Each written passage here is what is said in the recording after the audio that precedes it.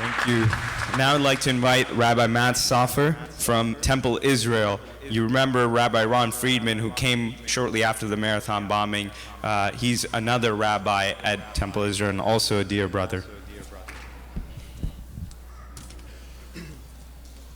In our community and in Jewish tradition, especially in our darkest moments, we have turned to humor in order to cope and make sense of the chaos. Recently, a congregant and I were discussing how dark these days are, and I said to him, that's why we pray. And he relayed to me this story about a reverend, an imam, and a rabbi who were discussing the best positions to pray in. And the pastor, the reverend, said, I prefer to pray with my hands in the air reaching upward toward the heavens. And the rabbi said, I prefer to pray in motion as a reminder that prayer leads to action, leads to movement. And the imam said, well, that's interesting, but we pray by fully prostrating as a sign of humility. And what they didn't know is in the back of the room there was a man fixing telephone wires, repairman, who couldn't take this conversation anymore, and he said, that's all well and good, but the most powerful prayer I ever made was while I was dangling upside down by my heels 40 feet above the ground.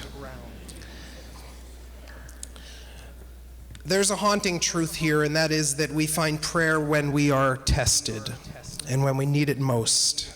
Sheikh Yasir Yusufi, my friends here at the ISBCC, I am grateful for you inviting me to join you in prayer on this day, and I carry with me the love and the blessings from my community, Temple Israel of Boston, just a couple miles away, the largest Reformed Jewish congregation in New England. As the sun sets this evening, in a few hours when we see 3 stars, my community is going to be welcoming the Sabbath, our Sabbath, and with prayer. The word that we use for prayer in Hebrew is tefillah.